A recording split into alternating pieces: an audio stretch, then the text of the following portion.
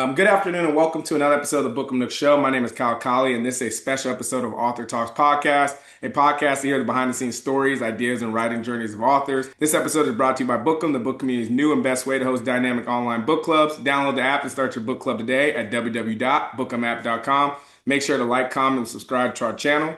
My guest today is a show-stopping Marc Raimondi. Marc is the debut author of the book Say Hello to the Bad Guys: How Professional Wrestling's New World Order Changed America. He is a longtime former combat sports reporter specializing in MMA and professional wrestling.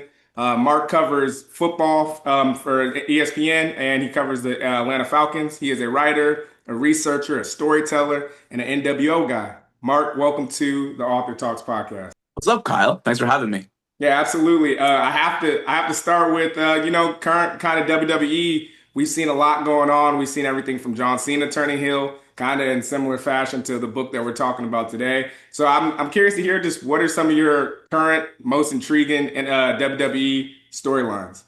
Good question.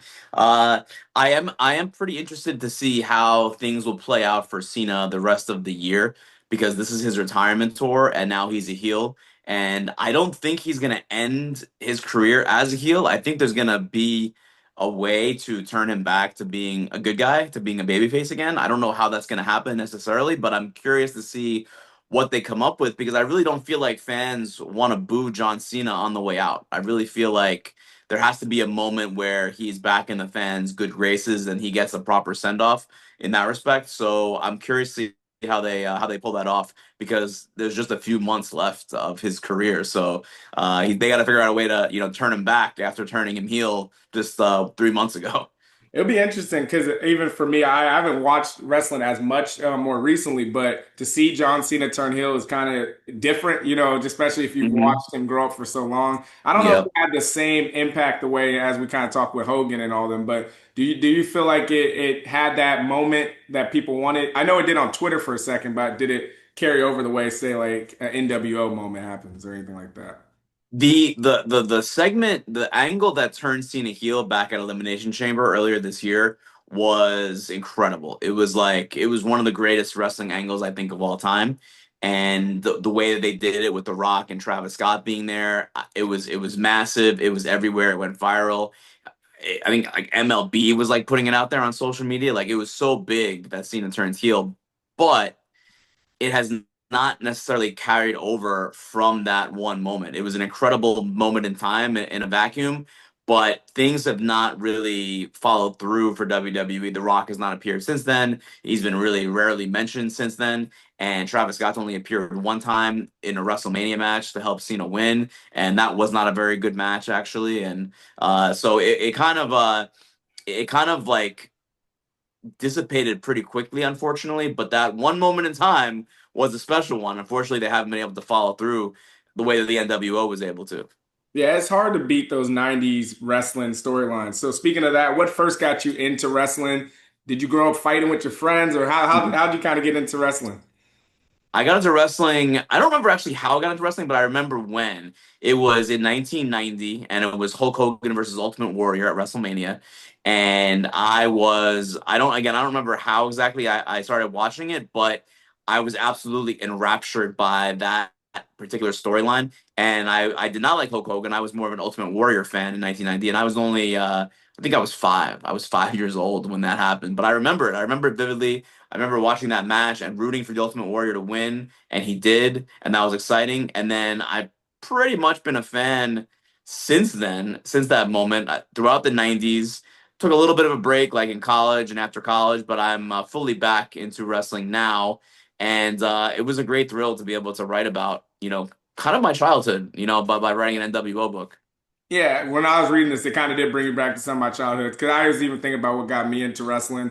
I remember my aunt, I remember Mondays would come around and she's, oh, The Rock. She was everything was The Rock. You got to watch this guy. And as people know how The Rock has ended up being this Hmm. global figure, especially kind of what you're talking about, how much wrestling impacts the larger conversations about pop culture and everything in between. But I just remember her just being a huge rock fan, and that kind of got me into it. So I saw the second iteration of NWO, and then I Mm. obviously have now gone back and learned all these stories and seen like the Monday Wars and some of those things that kind of took over. So can you talk about the story of how Hogan came to WCW? What was like kind of his role there, and then a little bit about Ric Flair and Ted Turner's role, and kind of that moment that it brought Mhm. Hogan there. Yeah, so Hogan was obviously the biggest star in pro wrestling, and that started in the mid '80s. And he was the headliner of WrestleMania 1, and WrestleMania 3 against Andre the Giant took him to a whole different level where he became really a global superstar and a really really big name, household name in the United States. By the end of the '80s, Hulk Hogan was just a guy that everyone knew. He was a celebrity that everyone knew. The '90s were a little bit difficult for WWF, which is where he was wrestling at the time.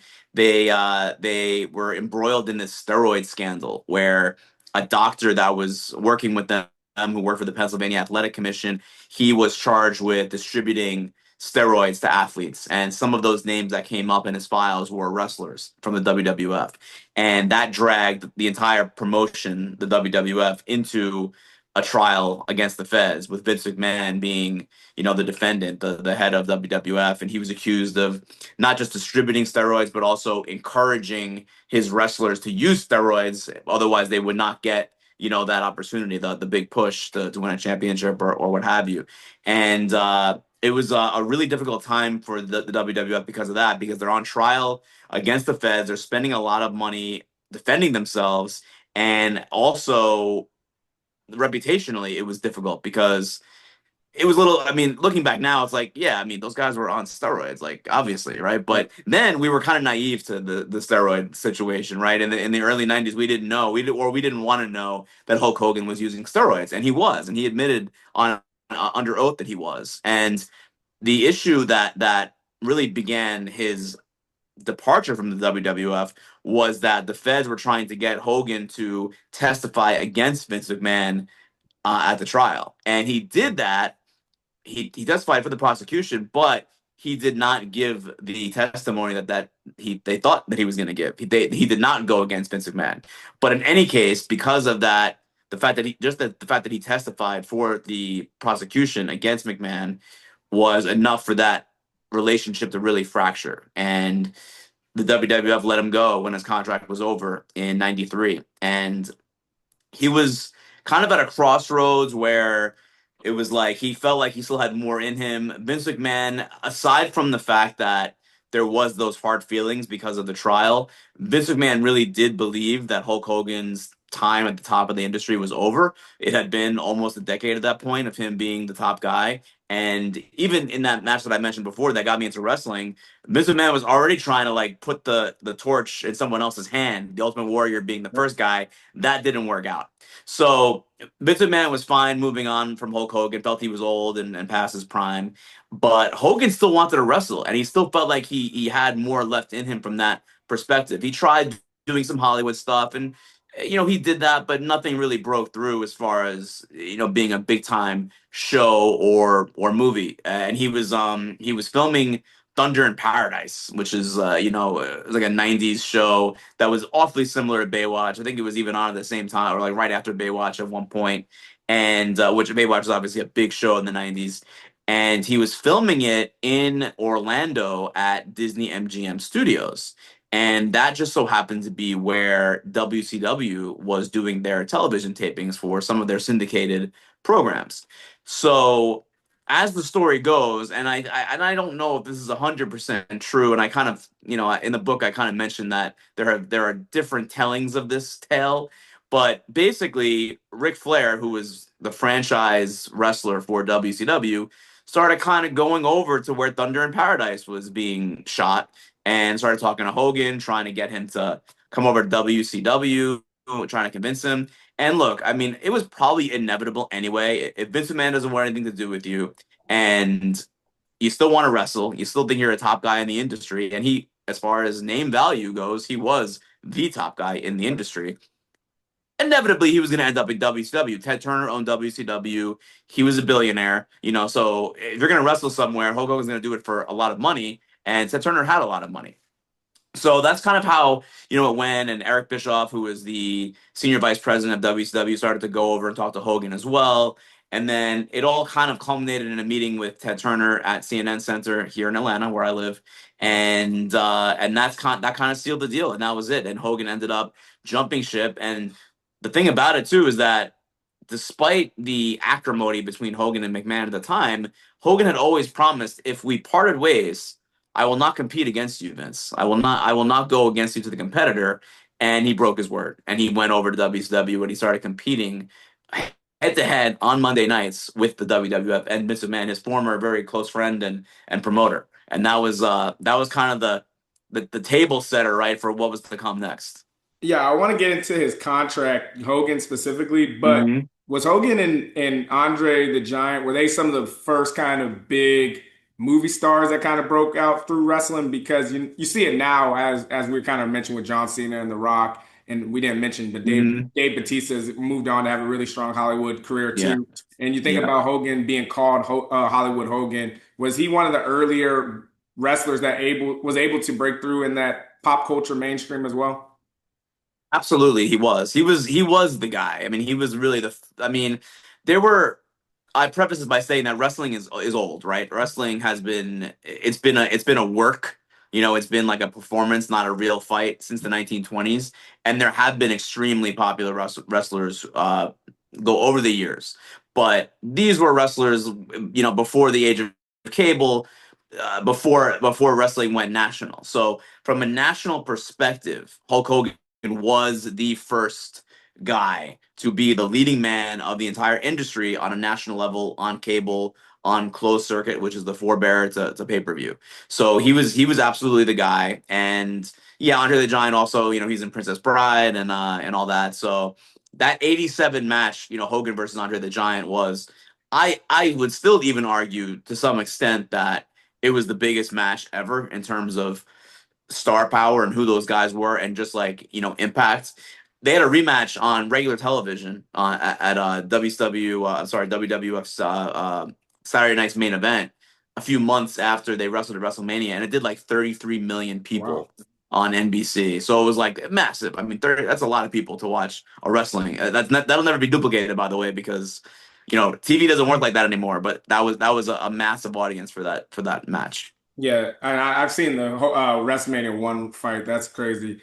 So Eric Bischoff lands Hulk Hogan in what we obviously know is one of the craziest, maybe ever wrestling deals. I don't know if any, and just in general, kind of what we see now, even from NIL deals and some of these. Maybe Hmm. you don't see these type of deals all the time. So he got 2 million, if I'm correct, and he got creative control, some form of creative control with WCW. No one before or after really had that deal. Can you talk about how that impacted first WCW and what they were able to put on kind of television, but then also what friction kind of happened because of Hmm. that behind the deal? I mean that specific deal, and then I guess from Eric Bischoff and you talking to him, kind of like how is he as a salesman to kind of land these jobs, and how did he think about salesmanship in some of these areas you were talking about? Yeah, yeah, yeah. And it was 2 million as like a base salary. Like he would Yeah. make at least 2 million, and then there was other incentives and revenue sharing and merchandise and so on and so forth. That yeah, no one at that time had even come close to making that kind of contract in wrestling. Since then, of course, with inflation and everything like that, there are wrestlers now making more than that annually. But as far as creative control, that is not something that has really ever been part of wrestling outside of that moment in time in WCW. And that was really important for Hogan when he signed with WCW, because he felt like Vince McMahon was trying to get him off the top spot and give it to somebody else, like the Ultimate Warrior. So he was like paranoid. He was insecure about his standing in wrestling, and he wanted to maintain his position. And WCW kind of allowed him to do that because creative control is like he could he didn't have to do anything he didn't want to, and he pretty much did whatever he wanted as far as creative, and that also extended to other storylines. So you're asking me about like friction.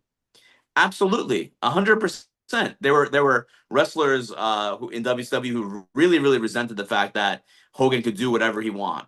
Now, a lot of them conceded that it was Hulk Hogan and he was the biggest star in the industry, and these are the kind of things that happen when when you have the bully stick, you swing it, and he definitely did on a number of occasions. And there are still some wrestlers now from years ago in WCW who still resent them, like a guy like Scott Steiner still does not like Hulk Hogan, and still will talk about what he did as far as his creative control and how he altered not just his own matches but other people's matches on the card. So it was definitely a an unusual, I guess, stipulation in the contract, and it caused friction, absolutely. And as far as Eric Bischoff getting, Hogan in the door, 100%, he definitely deserves credit for his salesmanship. Again, it was kind of inevitable that Hogan was going to end up there anyway, because that was his only, if he was going to go back to Vince, that was his only option as far as getting paid. But I do give Bischoff credit because he was able to, I think his biggest thing before Hogan even signed was selling the idea to Ted Turner that WCW could actually be a real competitor to the WWF. And few people even believed that at the time. I think even Bischoff didn't really quite believe that at the time, but he was given this role out of nowhere. He was like a third string play-by-play announcer who had very little experience, if any, like as a TV executive, let alone the head of the entire promotion. And so that alone shows that he's a good salesman, right? Because he went into he went in and he convinced Turner executives to give him this job that he was really not qualified to do. And you know what? It worked out because he did help lure Hulk Hogan and Macho Man, created the NWO, and their business was very good for a time, and then it wasn't. But yes, certainly someone that is a good salesman. Yeah, I think so. Those creator partnerships or whatever, athlete, those connections really matter because it changes the whole trajectory of WCW. WCW then is able to compete with Monday Night Raw, which is obviously, or just WWF as one of Hmm. the biggest professional sports for wrestling. So you have this moment where you needed somebody like a Hogan who is at the top of his craft still to become Hmm. and validify everything that's already going there. You have Ric Flair and Yes. these people anyways, but when you bring Hogan of all people, you have a chance to really compete with WWF, which they did. So, can you talk about the kind of the formation of NWO, where these people are at, and then how Hmm. these individuals? Because I think one, you have Scott Hall, who is incredibly unique. He's got the charisma, Hmm. the swagger. You have Kevin Nash, who is the enforcer. Then you have Hogan, who also is larger than life figure too, who also is an enforcer, and they allowed him to kind of play the incredible. I was watching when you mentioned a lot of these moments in the book, so I was reading the book, and then I was going to Hmm. watch them on YouTube to kind of remember some of these things. And you just see Hogan just doing whatever he feels like. He's flipping tables and spraying on people's back in NWO. So talk about how individually they worked, and then why when they Yeah. come together it makes so much sense. Yeah, it was so WCW got Hogan, right, in 94, and things did get better from a business perspective, but they were still not close to the WWF, and things plateaued relatively quickly after Hogan came in. So they were doing better, but they were still not profitable. They were still, second rate, you could say, to the WWF. It really took Scott Hall, who you mentioned, to jump ship to really start kind of like shifting the balance of the wrestling industry, because he was Razor Ramon in the WWF, right? And he was one of the biggest stars. He was great as a heel. He was great as a babyface. He was marketable. He sold a lot of T-shirts and merchandise, and he was still in his prime, unlike Hogan and Macho Man, who also made the jump. So that was a really big deal. And then getting Kevin Nash was also a massive blow to the WWF, because he was a former WWF champion. He held the title for like a full year. He was also pushed as one of the top guys as Diesel in the WWF. So both those guys jumped ship essentially because WCW was offering a better schedule and more money, and so it just made sense for them to go over there, because they're on the road over 300 days a year for WWF, and they wanted a little bit of they wanted to see their families once in a while, right? So they jumped over, and the way that they came in was super unique and unlike anything that had ever been really seen before in American wrestling. And what they did, for those who are, not didn't follow this or have no idea about wrestling, is the whole storyline was that they were invading. Like these are guys that everyone knew, that fans knew were in the WWF, and now all of a sudden they're appearing in WCW unannounced, right? Scott Hall comes through the crowd. He's not wearing wrestling gear. He takes the microphone. The guys in the ring who are wrestling in the match are confused. They don't know what's going on. It did not feel like a regular wrestling storyline. And Hall challenges WCW. You want a war? You got one. And he comes back the next week and he mentions that there's going to be more people with him.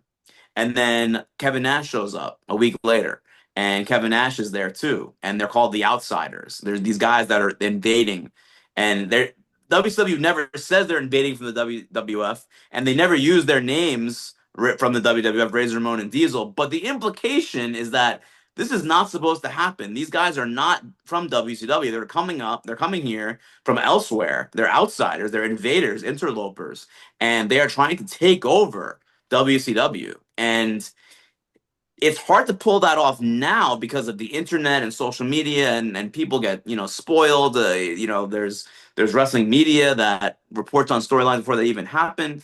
But back in '96, this was an incredibly novel idea because you everyone knew that wrestling was not real, right? Everyone knew that it's show business. It's a show. It's a performance. But the way that they positioned Hall and Nash coming in was really novel in the fact that it felt real. It felt like they're breaking the fourth wall down. They're almost acknowledging that okay, everything else is not real, right? It's wrestling.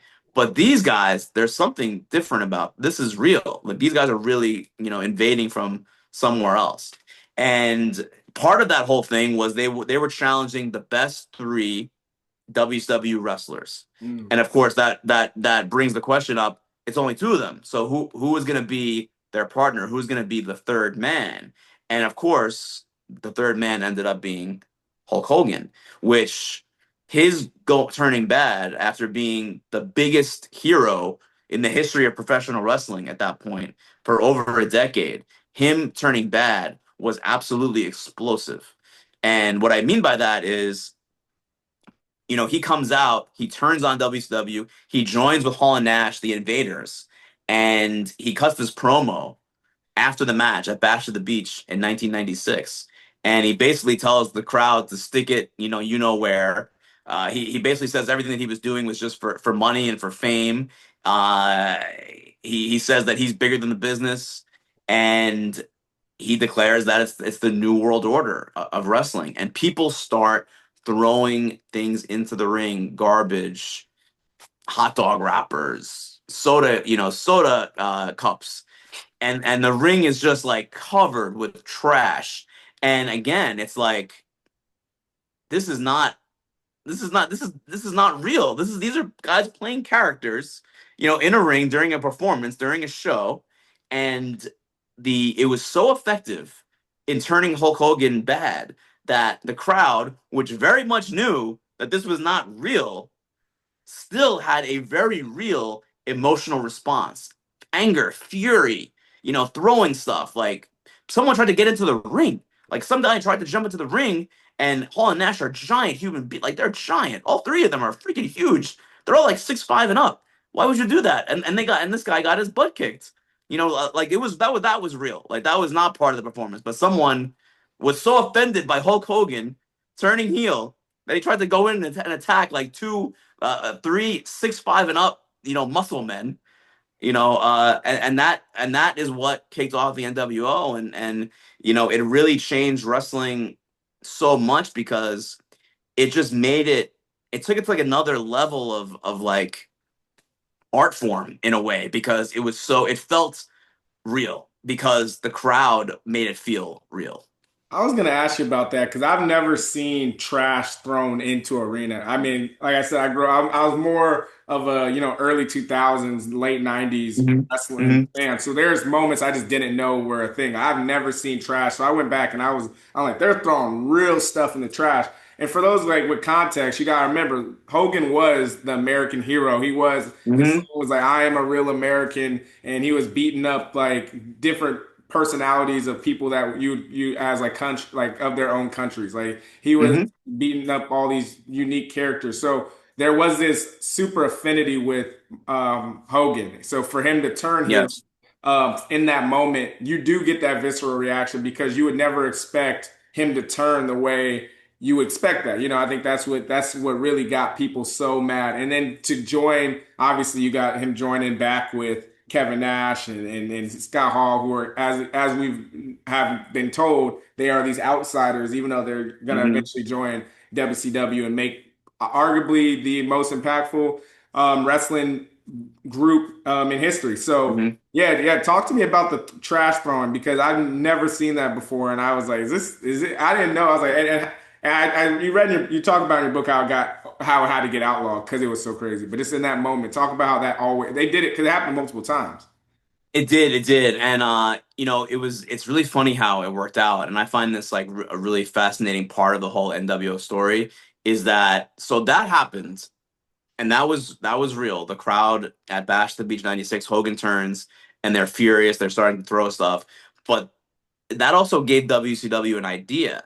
So after that, they started to at different moments when the NWO was in the ring, especially Hulk Hogan, they had people planted in the audience to start giving that reaction. So they actually had people who were there with the very purpose of manipulating the crowd into starting to throw stuff. So one person does it who is planted there by WCW, and then everyone starts doing it to try to create that again. And after a while, that just became part of like the NWO thing. So it started out as organic, and then WCW kind of helped, like, kind of manipulated the fan psyche a little bit, and it made it, so that that was kind of part of the story where fans are so agitated that they're starting to throw it. And I think that's an incredibly fascinating sociological, like psychological thing that they did there because it was like the mob mentality, right? Yep. It's like, so, one person starts doing it, you're in a crowd, you feel like you're a part of something, and one person starts throwing something, everyone does it. And then after that, it happened regularly. Almost every Monday night, the fans would start throwing stuff into the ring until it did get dangerous. And Eric Bischoff said one time that he was walking to the ring, and again, it's like when the NWO started, they were doing shows probably in front of like 3,000, 5,000 people. And then once the NWO got hot and got big, and WCW got big, then they were doing shows in front of 15,000 and 20,000, and then they were filling the Georgia Dome, and there was one time later on in this run that someone threw a full beer bottle at the NWO entering, and it narrowly missed Eric Bischoff, and it broke like right in front of him and shattered and exploded. And when that happened, he was like, you know what? We need to cut this out because someone is going to get hurt, because there were occasions where wrestlers were getting hit in the head by things. Every NWO member got hit with something. Okay. Randy Anderson, the referee, got hit with a couple times. Gene Okerlund, the interviewer, got hit with something. At one of their outdoor shows, Hulk Hogan got hit with a rock. So it was like, and on top of that, Kyle, like, so people would throw their stuff into the ring, but it would miss. It would either overshoot or undershoot, so it would hit other fans. I figured. And at Yep. that point, it was like, all right, this is not okay. It made for like a really great visual when you're watching on TV, but the actual reality was that it was dangerous to everyone involved if you're going to continue to encourage and also incite that behavior. Yeah, that's one of those things that you're reading the book and in real time, like this can't end well. Like they're throwing it. You read it like a couple times again. They start throwing trash. I'm like, oh, let's get Hmm. out of here. I want to talk about hip hop because Yeah. hip hop plays such a big part in this. Because I want to shift to pop culture a little bit. Can you talk Hmm. about? its influence on the group because you have things like NWA in this moment. You have Yeah. gangster rap and Scott Hall and them are and even so much like when we talk about hip hop and stuff, we think about even Scarface and kind of how Scott Hall brought that into it, like say hello to the Mhm. bag. There's so much there when it comes to this part of the culture. So can you talk about that influence on NWO and kind of that moment in the 90s? Absolutely. That was I mean, the NWO as a group was very much inspired by hip hop, by urban culture, by what was going on in the country at that time. And gangster rap was really, it was red hot in the early to mid 90s with NWA and Tupac and Biggie toward the middle of the decade were so massive, and the East Coast versus West Coast. And Hall and Nash loved like West Coast rap. They loved Tupac. They started wearing like the bandanas tied at the front like Tupac. And I'm actually glad that I'm talking to this is gonna sound weird, but it feels like there was cultural appropriation there, right? A little bit. It was like it's weird for me to say it as just a random white guy, but it feels like they were kind of culture vultures in a sense. But the way that Nash explains it is like they did want black wrestlers in the group, but it just didn't work out. So they kind of had to be the black wrestlers in the group, if that makes any sense. Yeah. That probably is cultural appropriation. And certainly in 1996, that wasn't you know that wasn't really a big speaking point, I guess. But in a way, they did kind of bring like hip hop culture into wrestling where it wasn't there before. It just happened to be a white guy playing a Latino and just a giant 7 foot white guy doing it. Yeah. No, because the How and do you how do you how do you feel how do you feel about that? Because obviously it's like no one cares about my opinion, but how do you feel about that? well, so here's the thing. I was gonna say hip hop WWE kind of has had a history of that because we were talking about that too. Hmm. Like Hogan was fighting. I think he was talking like he was fighting like the Iron Sheik, and there's all these things where that was kind of like wrestling's MO was to bring in these kind of and then Yeah, over exaggerated, right? So then evil you have, evil foreigners. yep. Yeah, Iron Sheik. Yeah, absolutely. And then you have Yeah, John Cena. Like I remember John Cena talking about like his "You Can't See Me" was a dance to Tony Yayo, and he's like that's kind of where he hmm, got that. So hip hop, yeah, I think also is because like black people. I don't know about then, but black people did like I said to even with my aunt, like she gravitized to or came to hip hop. I mean not to hip hop to WWE. So it was yeah, ingrained in it. It's interesting to see how it kind of made it as big as it was. So I think there's that handoff that happens. I didn't. I guess as a kid you don't notice it. Looking back on it, I mean, yeah, still like people like John Cena was my favorite, and The Rock obviously yeah. is black, but like those are the type of people that I gravitate. I move towards the most, and so Right. it's interesting to see how that happens. But I think hip hop culture is one of those things that it's all encompassing. It's kind of like rock and roll back in the day. Like when you Sure. feel hip hop or feel gangster rap, you're gonna enjoy some element of it, even though you're not gonna everybody's not gonna understand every moment of it, but you're gonna Hmm. something's gonna bring it to you because it was so big a part of pop A culture. lot of things that like sorry to interrupt you, like a lot of Right. things that they like even some of the catchphrases were the for life was taken from gangster rap from Mac 10, right? Yep.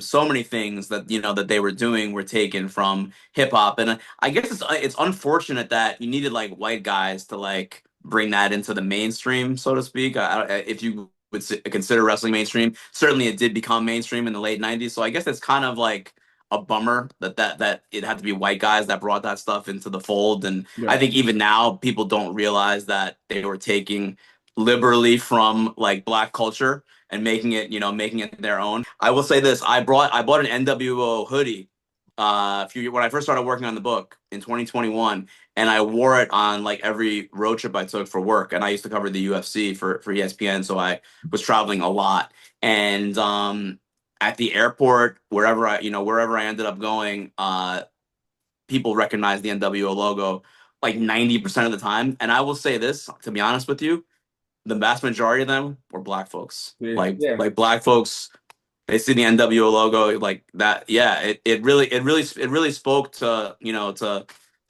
again. I'm not an expert I'm just Yeah. a random white guy. But you know, I mean, it seems like it from my experience that it spoke to black culture a little bit. Well, and then even in your book, like you think about someone like Dennis Rodman, right, who obviously Yeah. joins and and plays a big part in the NWO. So if you just talk about him, especially because this is the '90s, right? The Bulls are on their first, or I guess at this point they're in their second three-peat. So they're starting their second three-peat. So talk about Yeah. him coming into the NWO and just his impact in that moment as well. A massive impact because it's hard to explain Dennis Rodman to people who were not like there in the 90s to see him in real time because he was truly like the bad boy of sports. You know, he was always like in the tabloids, he was always on Sports Center doing something, you know, good, bad, or ugly, right? You know, doing something interesting, you know, with the hair and, you know, always a different, you know, shade of whatever, pink or blonde or whatever. Always getting into like, you know, fights on the court, you know, very scrappy, tremendous rebounder, like one of the greatest rebounders of all time, and just the guy that you kind of wanted on your team, but also like wears a wedding dress out in public for no reason. And you know, he dated like Madonna and Carmen Electra, and you know, he would frequent gay bars. And again, in 96, you know, Dennis Rodman is one of the biggest stars in the NBA, and he's like going to gay bars. It's like this is just he was just so different. And I think that, you know, he was subversive as far as that time period, which I think made him a perfect fit for the NWO because they were the bad boys of wrestling, and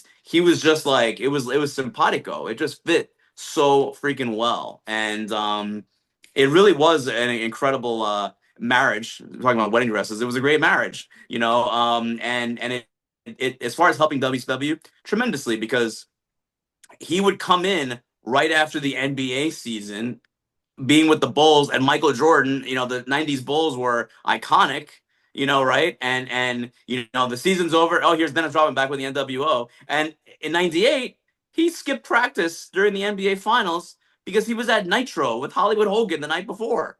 You know, and then they had a match, Dennis Rodman and Hollywood Hogan versus Karl Malone from the Utah Jazz. Wow. The Bulls just played the Jazz in the 98 finals and beat them, and Diamond Dallas Page. And I wrote this in the book. In Game 6 of the finals, Rodman and Malone went at it, and it was wrestling. It was they were like rolling around on the floor, and they were doing like pro wrestling in the middle of an NBA Finals game with Michael Jordan on the court. I mean, that's insane. I mean, it's insane to say that in 2025. Like in '98, there was like 100%. wrestling in the NBA Finals. Yep. And to that point, do you think ultimately it was a mistake for the NWO to grow so large? Because you got that Dennis Rodman makes sense because all everything we're talking about, but then there are just random kind of people that just start joining each. And do you think that watered down the brand and that's kind of some of the fracturing of it? Definitely, definitely. And it's very easy to look back in hindsight, you know, and say that's what hurt them. But they were kind of coming at the NWO as a storyline in a totally different way than it has kind of become the lore because the NWO was so successful that they were ready to make it like give it them their own show. So there was going to be like a whole NWO show. In order to have a whole show, you needed more wrestlers. You couldn't just have all main event level wrestlers. So you needed some guys like in the mid card and the lower card. So they started filling with the idea there was going to be its own show. It's going to be like its own promotion. You know, it's like they were gonna take over and they were going to be like their own thing. So they needed more wrestlers to do that. The problem was is that just was I mean, they thought that was the future of it and they thought that was how it was going to shake out. In reality is they just didn't realize that it was a much better, more effective storyline with just kind of like the elite core guys trying to take over. But it so then they kind of got caught in between and they added too many members and then there's also the fact, Kyle, that like everyone that was going up against the NWO, like the good guys in WCW, they all looked like crap. They were all treated like geeks. So it's like all the guys in the locker room wanted to be in the NWO because it helped their characters, and then if it helps their characters, it's probably going to help them make more money. The NWO was hot, and the NWO guys were the most popular guys in WCW. So it was very difficult, you know, for them to kind of like manage stuff back then, and it got bloated. You know, it got bloated, and they never really had like they never really had like an end to the story. You know, there was never like a definitive like this is how we're gonna end the NWO. It just never worked out. Yeah, and speaking of that, kind of on the continuing the impact of how big this got, because it's important to at least people that are listening to understand how big and impactful the NWO and this Monday Night Wars ended up being. That you cover football, so literally 10% of I mean there was a 10% drop in Monday Night Mhm. Football ratings Yeah, during this time. yeah, So and then you realize how big Monday Night Football is, and I mean how big it was then, and how it yeah. continues to be big. It's the biggest thing on like biggest show on TV every Monday night. So can you just talk about that moment to like really help us understand like the true impact of what was going on in wrestling? Because it's an incredible story to tell just even from that standpoint and NWO's impact on it. It's true. It's true. And anytime you can affect Monday Night Football, like you said, which is like an American institution on Monday nights, it's a big deal. And people were taking notice. And it was we're talking about, but 98, 99, where in the WWF, Stone Cold Steve Austin became a massive name. The Rock became a massive name. And then you had the NWO on the other channel with Hulk Hogan and Kevin Nash, Scott Hall, Sting. The like the Q rating of wrestling rose to a tremendous degree where, you know, we're talking about Time magazine covers and like, I say TV Guide now, and that probably means nothing to anyone like under a certain age. But TV Guide was probably like the most circulated magazine like in the country in the 90s because there was no internet. You needed to know what was on TV. That was what showed you what was going to be on TV at like 8 o'clock on a Thursday, and wrestling was on the cover of that constantly, and it was all over. You go to the mall if you're a kid in 98, you're seeing an Austin 316 shirt guaranteed. Yep. You're seeing an NWO shirt guaranteed. You might see a Degeneration X shirt. You might see a Rock shirt. You might see, something else. But wrestling was everywhere. And it was like one of those things that if you were a kid, if you were high school, even college, you almost had to watch it to be tuned into what your friends were talking about. It was such a big deal. It was the water cooler conversation on a Tuesday morning, and you better have kept up, otherwise you're the weirdo, you're the loser, right? It became cool. Wrestling was not cool before that. It was not. It was not cool. But it became cool in the 90s, and the NWO was kind of the first catalyst to that. And wrestling was one of those things, and it is even, I would say now, it's like one of those things that if you're a fan of it, you don't really publicize it too much, and you don't really put that out there too much, you don't advertise it. But back then you did because it was just cool. It hit, and that's kind of another thing, and I don't want to harp on this, but like I feel like black culture kind of is what makes, you know what I mean? Like black culture kind of like gives the stamp of approval for what's cool, Yeah. and these guys stole it, and wrestling became cool. And then, because I was also going to say, we're not just talking about national impact either. We're talking about Hmm. international because Absolutely. NWO's impact kind of spread across international lines too. Can you talk about that and how it reached this global audience? I think you talk about some characters that were in the NWO that were, I think they're Japanese or Yeah. somewhere else. So talk about how they were able to push that line as So well. I mentioned that I bought that NWO hoodie, right? When I started working on the Yep. book. So I wore it also to Japan when I Okay. went to Japan a few years ago. And I was waiting in line at like a breakfast restaurant in Tokyo. And I get to the front of the line, and the host, Japanese man, probably in his 50s or so, recognized the NWO logo from the 90s. And we started like he didn't speak English and I don't speak any Japanese, but we started talking in like the language of wrestling, and we were just kind of like saying names of like the guys that we remember from that time, and we would go like, ah, yeah, yeah, and it was like so cool, man. Like it was so awesome, like that wrestling could bring together two different cultures. That's actually one of the things I love about wrestling is just that there is like a diversity to the fan base. And you can go to wrestling shows, you go to WrestleMania and you're seeing people who look different, and they're different, and they're all there for the same reason, and there's like a camaraderie and a community behind it. But you see Latinos, and you see black folks, and you see white folks, and you see Asian folks, and it's just like a melting pot of things. And I love that about wrestling because there's not a lot of things that you can say that about that can bring people together. And I really do feel that wrestling is one of those things because we're all nerds, right? Like it doesn't matter what, culture you come from. We're all nerds and we like wrestling and that's going to make us, friends with each other because of that shared, nerddom, so to speak.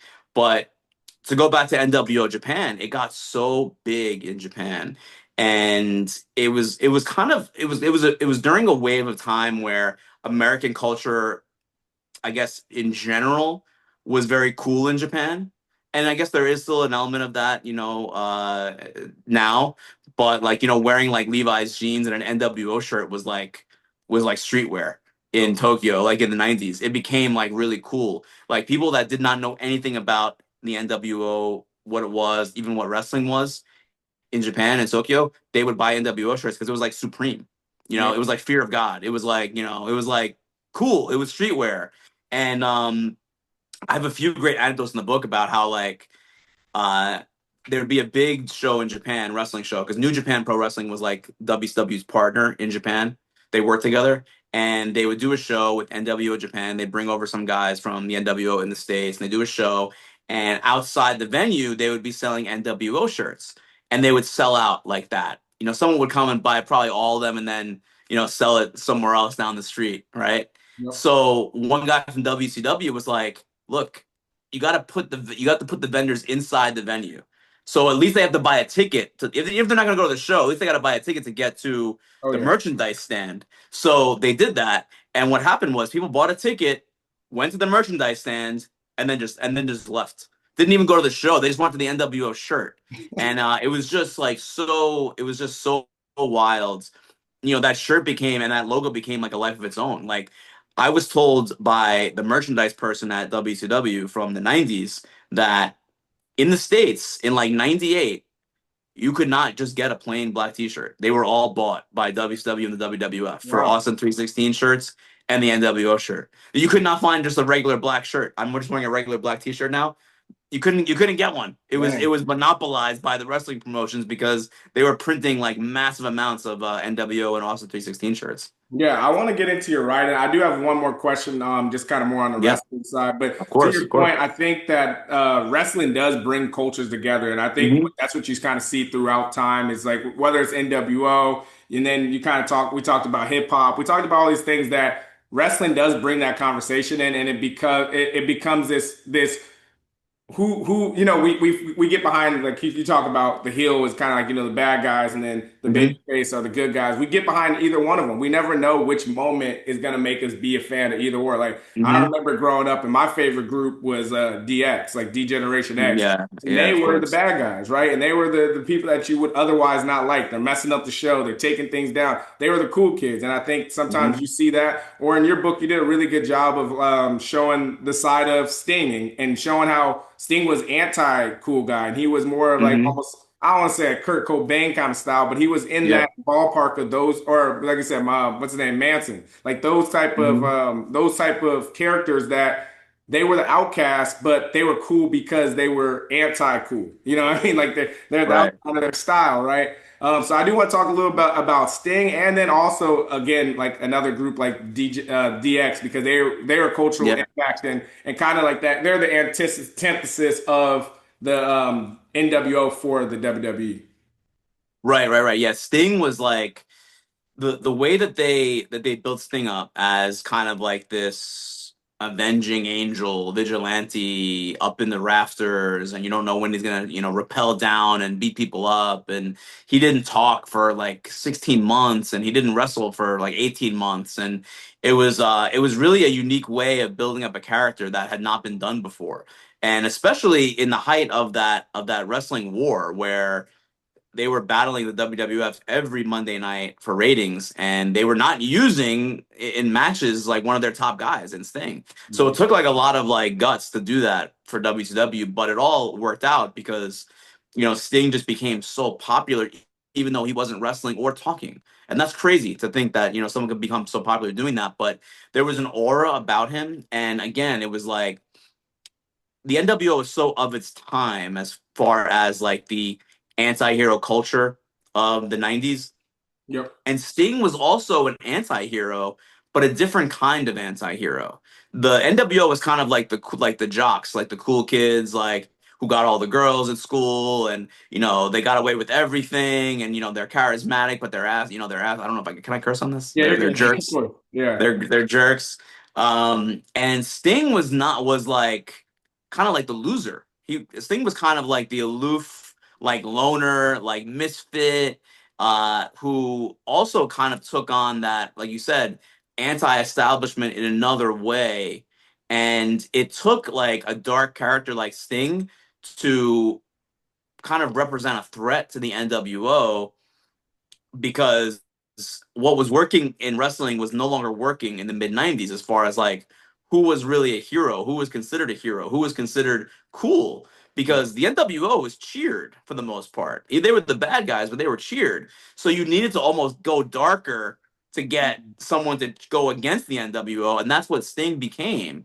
And it's really interesting how, because he was really actually suffering in real life, Oh because yeah. he was going through a lot of stuff with painkillers and substance abuse, and he was going through things in his marriage, and he was really actually like it was almost like kind of like a life imitating art thing, where he felt isolated the same way that he looked isolated up in the rafters every show. And that was kind of like, and you'll probably ask me this, but that was kind of ended up kind of being like his undoing, Yeah. and arguably the undoing of the NWO too, because he just wasn't in like the right mindset to be the top guy to kind of overtake the NWO. But and you asked me about something else too. You Yeah, said Sting, someone else. I was just saying, you got. I was like, my favorite group is the DX. DX. And Yeah, I I want to mean, hear your thoughts on them as well. look, I mean, I think it's safe to say that the crotch chop has become a very American thing. It's an American cultural like hallmark. It's just something that got so popular in the 90s that everyone got in trouble for doing it in school. And it's still part of just like the American. I don't even know how to explain it. It's I part of say our culture. you still get in trouble when you do it. You got Anthony Edwards doing it in basketball games, and Yeah, George Kittle.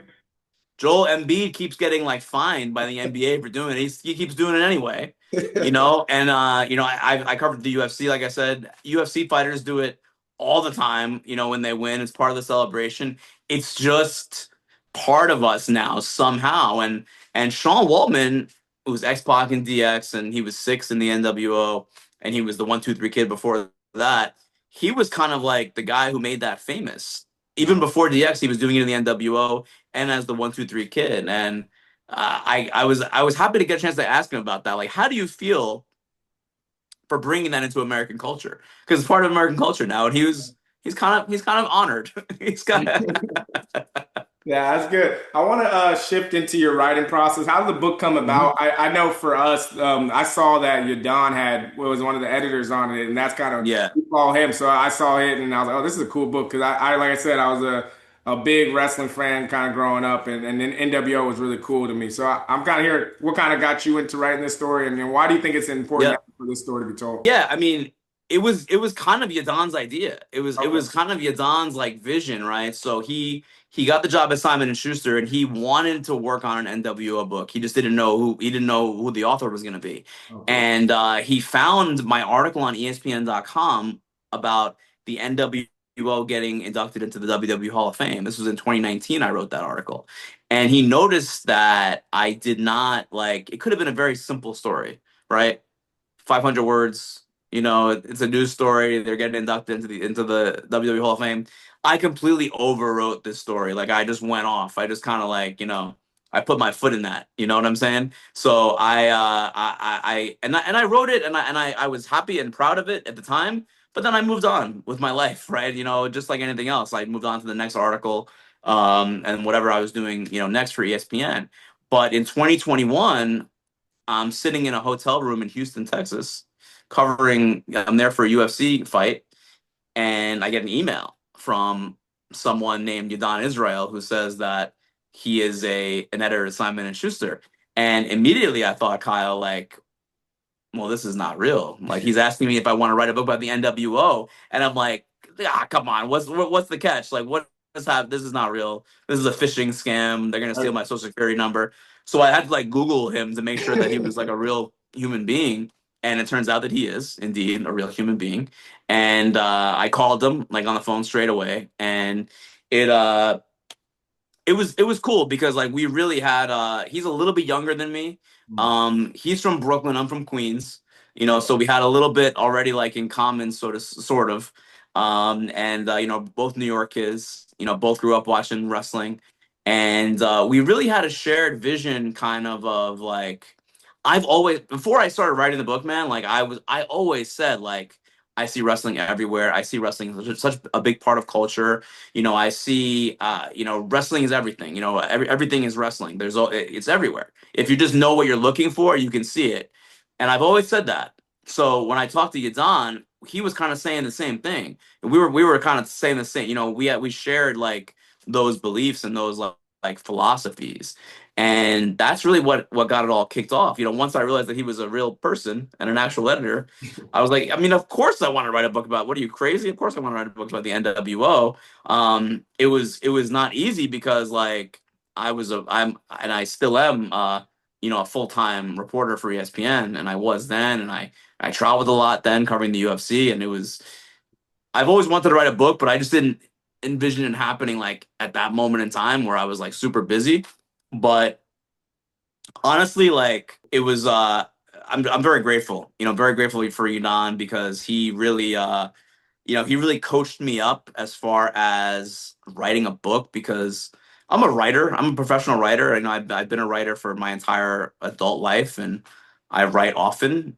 That's my job. You know what I mean? It's my job. It's my career.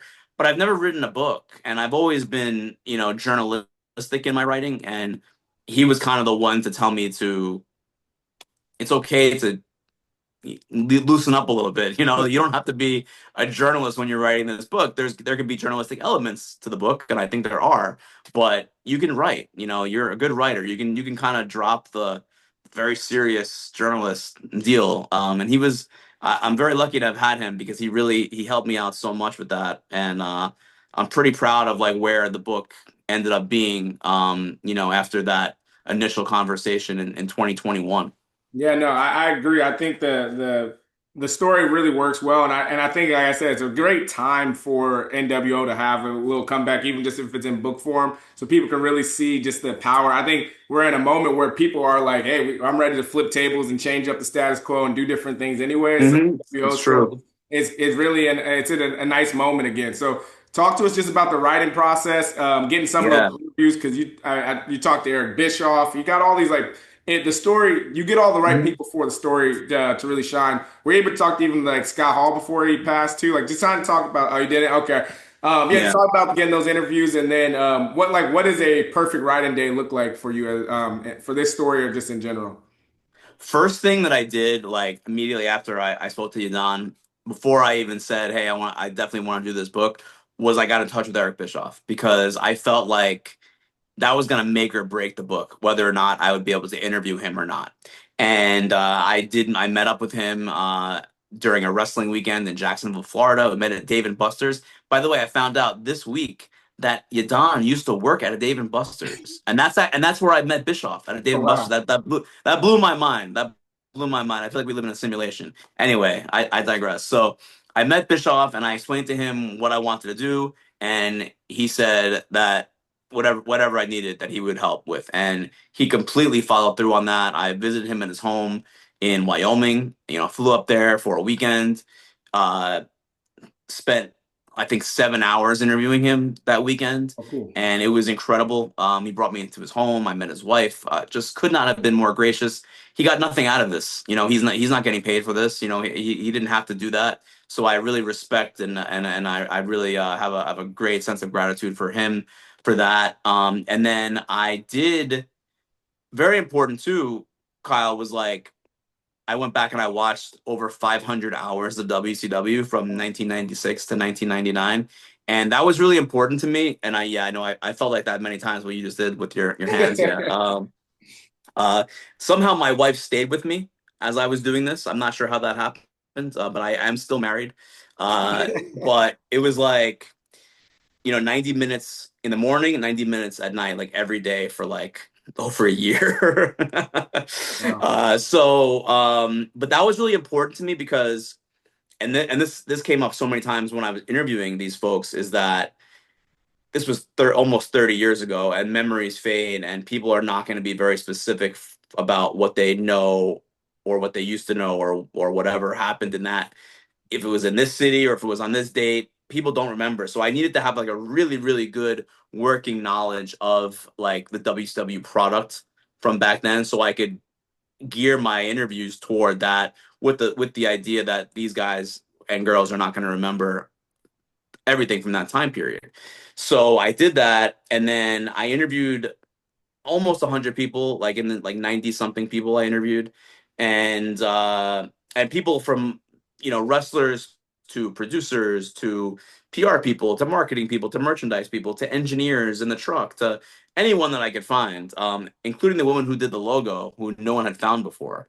That's I was dope. the first person to find who did the logo, and I'm pretty proud of that as like a journalist. Yeah. So I did bring. Sorry, Don, I brought some journalism into the book, but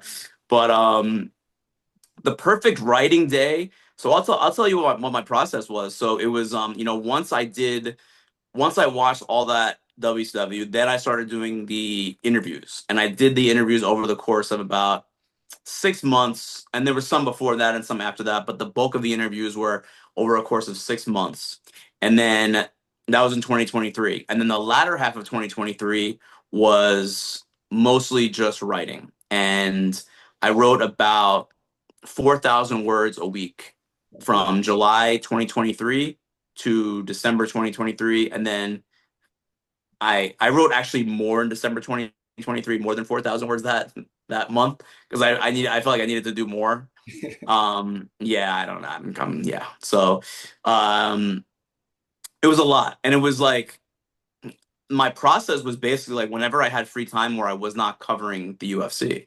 So like for fight weeks, so my regular fight week, if you really want to get like to like the process, and because this is like this is a book podcast, right? Yep. Yeah, we So want to know.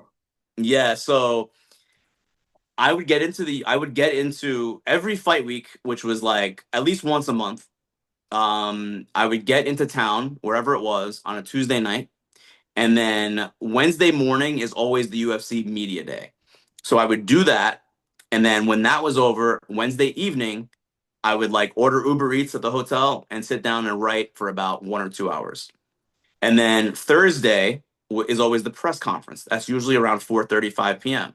So Thursday, I would get up at around whatever, 7, 8 a.m., get breakfast, and then write for 1 or 2 hours before the press conference started. Friday was too busy for me to write. It was the weigh-ins in the morning, another weigh-in in the afternoon, and then I'm just exhausted already. And then Saturday is fight night, but the fights don't start until nighttime. On the East Coast, it wouldn't start to like I would have to be there until 6 p.m. Okay. So I would wake up on Saturday and I would try to get 2 to 4 hours of writing done before I went to the arena for the fight. And so that ended up probably being like, I don't know, like a 15 to 18 hour day, because like some of the East Coast fights don't end until like 2 a.m. and then the press conference goes till 5 a.m. So yeah, maybe even more than that. But yeah, that was my process for about 6 months for fight weeks. And then when I was home, it was easier, but I'm constantly juggling like news and feature stories for ESPN. But the fight weeks were the hardest because like you're there, you're at the hotel. Other reporters want to go get a drink or go get dinner. I'm like, no, sorry guys, I have to write. Like I really have to sit down and do this. And that was like for 6 months straight. So it was intense, but very rewarding. Time management is really a major, major key, because if you screw up, if I went 1 week without writing those 4,000 words, I was gonna be behind, and that was gonna mess me up for the next week and then beyond. So it was like had to be very, very diligent about that time management. No, I love it, and I appreciate the discipline to write it. Let's get into these rapid fire. Then I always ask one final question. So Yep. I'll start with saying, what is your favorite wrestling group outside of the NWO? Favorite, DX probably. Yeah, I would say DX is probably my favorite. I was a big DX fan too, like you. I had the DX T-shirt. I still do the crotch chop. I'm 40. I know. Oh, I'm sorry, guys. I did it at my wedding. My wife always says you did it at our wedding. I'm Wow. sorry. It was just, it was It was for, in the it was moment. for, it was for a photo. I mean, it's, it's all in good fun, right? All She right. hates it. She absolutely hates it. Who's your GOAT wrestler? I am still Okay. married. I promise you. She's He said, here. don't let it, that's twice. All I'm right. still married. Who is your GOAT wrestler? Really hard one. Ric Flair. Ric Flair Okay. is the Okay. GOAT. All right. Well, then that makes Wrestling sense. is so hard, dude, because it's like, is it you're the best wrestler like in the ring? Is it the best on the interviews? Is it the person who made the most money? But I guess you're asking like, personally, I felt like all those things. Yeah. It was Flair. I felt like he was, as far as like versatility, he was good at all those things. So that's why I choose him. Well, that makes sense because then the next thing I was gonna say, well, who is your favorite? Well, what's your favorite, or who's your favorite wrestler when it comes to like their promos? CM Punk. CM Punk. Okay, that's different. All right. CM Punk. All right, sounds good. And then for those that want to get back into wrestling, what's a group or a wrestler that's currently fighting right now that people should be watching? That's really hard. I think that so here's the thing about wrestling, and this might sound a little preachy, but I truly believe that wrestling is for everyone, and I think that anyone could find it entertaining. They just have to kind of drop the pretense of, I guess, the stigma of wrestling, the stigma against wrestling, which is that, oh, it's fake or it's for kids or it's like, just give it a try. Give it a try. I have dragged so many people to wrestling shows over the years, independent shows, WWE shows, dragged them to, watch at home with me, a pay-per-view or whatever. And almost every time, if the person was receptive to it, they enjoyed it. They enjoyed it. Not all of them, became lifelong fans, but they enjoyed it. It's entertainment, just like anything else. And I think that's what people don't see is like, it's not any different than like Star Wars or Marvel. It's just another franchise. It's storytelling. It's stories, it's characters, it's larger than life. It just so happens that it's like all done in, like, the vehicle is that it's a super, like, that it's a pseudo sport, right? That's kind of like the vehicle for their storytelling, is that it's a pseudo sport. But once you kind of get past the idea that, oh, it's fake, it doesn't look like it's a real fight, it's not supposed to look like a real fight. It's No, supposed to be entertaining. It's more supposed to like be art, more like a art story. wrestling. Yeah, What's I think it's more like an art. It's like art. It's like poetry in motion when they're Yeah, it's more like that than say yeah, like UFC or whatever. Like if you want to watch knockouts, and that's where you go. Uh, exactly. I was gonna say also when it comes to the undercard wrestling or just Mhm. wrestling brands coming up, I think when it comes back to hip hop, I think there's a group. I think West Side Gun and Mm. named but Benny the Butcher. My friend had just told I need to watch. I Yeah, haven't watched it, but I heard they got their own underground wrestling come. it's called Heels Have Eyes. Hills Have Eyes. Okay. All right. Sounds good. Yeah. We'll make sure to put that in the thing. All right. Last on the rapid fire, and then I have one final question I always ask. Yep. But do you like Hollywood Hogan or Hulkamania more? I guess Hollywood Hogan, Yeah. I would say. Yeah, makes I sense. don't really see Hulk Hogan as a very good guy these days. Oh So yeah, no, not. We'll see. What happens. Ah, goodness gracious. Anyways, are um, we are we separating the art from the artist, Kyle? Is that what's I happening think here? All right. I'm looking at Hogan from the '90s. All right. I mean, people didn't like him back then either. So I guess Yeah, that's so fair. that's how it kind of goes. This is how we always end it. What should be in a writer's toolkit? Well, that's a good question. Boy, that is hard. I mean, for me, I always have a notebook around, and a pen. I have I definitely literally use like the voice notes on my phone to just take notes for myself, but also when I'm interviewing someone, I always have that handy. I use Tape a Call. It's an app that allows you to like tape phone calls. Of course, if it's you have to always inform the person that you're recording them or ask for permission before you do that. I would not recommend otherwise. But those for me as a reporter and for a journalist, like I use those all the time. Laptop. Yeah, I mean it's very different than like the old days, but It's more technology based now.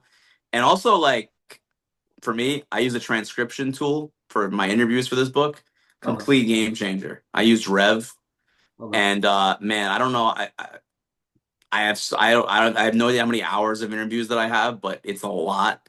And if I didn't have that transcription tool, I mean, there was a time for most of my career actually where I was just transcribing everything by hand, every interview that I did, Jeez. and that was time consuming. So a transcription tool, which I was resistant to, by the way, at one point, I was like resistant to using a transcriber because I was always like, I always want to listen to the interview back myself because that helps me shape my story, my article. But I was just being stubborn. Transcription tool is way better because you can still listen to it back, but you don't have to type out every single thing while you're doing it. So yeah, that's definitely a recommendation. Sounds good. All right. Thank you, Mark. Everybody, make sure you get your copy of Say Hello to the Bad Guys. Comes out this week. So thank you so much. And it was a pleasure talking with you, Mark. Thank you so much, Kyle. I appreciate it, man.